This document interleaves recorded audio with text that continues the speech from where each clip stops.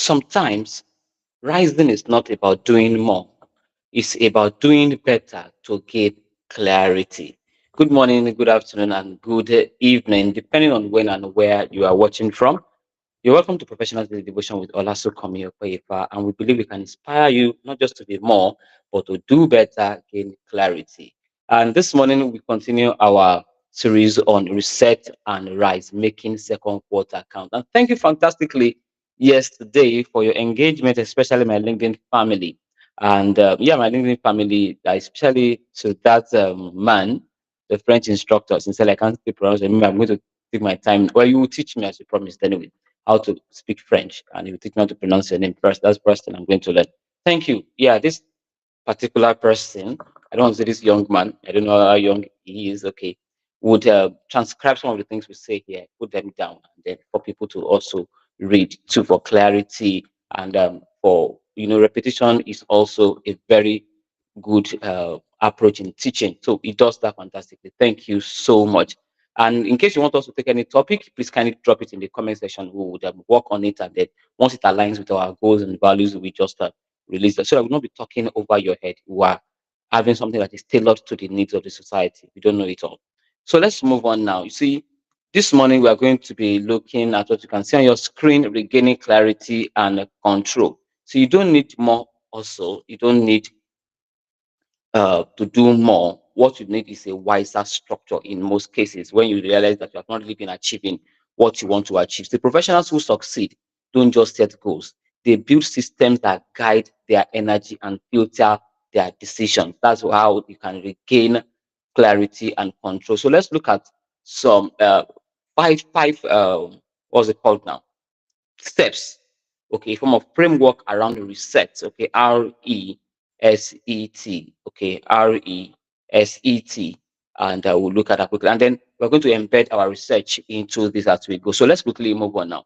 The first R there is reflect, okay, look back to move forward. Many people are told, forget about the past and move forward. I agree. So the past they're referring to probably are negative past that are bringing trauma into your life.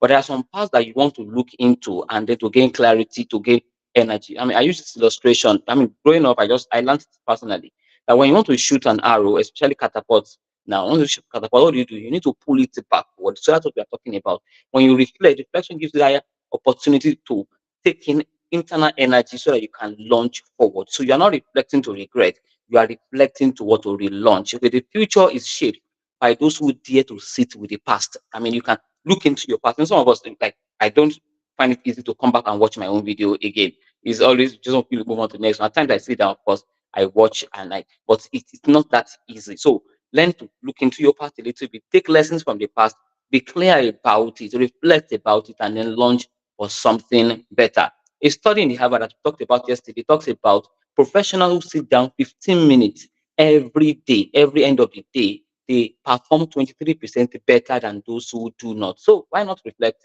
and then to reset? Number two, eliminate, make room for what matters. See, we said it again. You don't need more time. What you need is what more, fewer distractions. You don't need more time. Just reduce your distraction. See, McKinsey Global Institute has this particular research on knowledge workers. They discovered that knowledge workers who spend 60%, basically they spend 60% of their time on what matters. And what matters to them is what?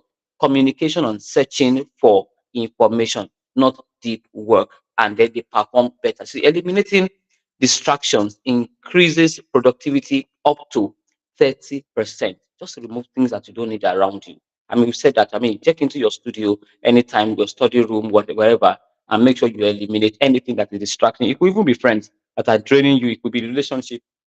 Set it aside and be sure that you are launching with higher energy. I was talking to someone yesterday. I said, sincerely, even though it's very difficult, but I think having this person away from my life is very important for me now, and I could have clarity. Okay, so at times human beings can live your life and then you get clarity. S there, simplify. So when you are reflecting, you are eliminating, then simplify your approach to life. Okay, trim the fat and focus the fire. The clearer your path, the faster your pace. The clearer your path, the faster your pace. Psychological Science Journal found out that people who reduce complex goals into 1 to 3 are 42% more likely to achieve them rather than those who have lengthy goals. Okay, the smaller the better. Just take it in chunks. Okay, in this month, and as we said yesterday, create one, two, or three goals that you want to achieve. Even to me, three seems too much. Focus on one thing, okay, and then make sure you achieve that one. Move on to the next one. People know you keep on gaining momentum and then you keep on increasing in energy there. Okay, simplicity reduces cognitive overload and it increases your execution speed. Number four here, execute now. Turn insight into impact. It's not all about you setting goals. Move out, do one thing. It's not easy to execute, I must tell you. That courage there must be there and must come with it. You must push yourself. No matter how, see, everybody that wants to take a step must take it like a baby step. For a first step, it's always a baby step. So you can't take a giant stride from the beginning and like that all the time. So why not take a baby step? It's that baby step that will teach you how to align your muscle and your energy, and then you take a giant stride one time. But if you don't take a baby step, you will not. So execution, most of the time, you are waiting for a perfect time. May not get it. So that baby step, that thing that looks weak, that English that is not so pure, just put it out there.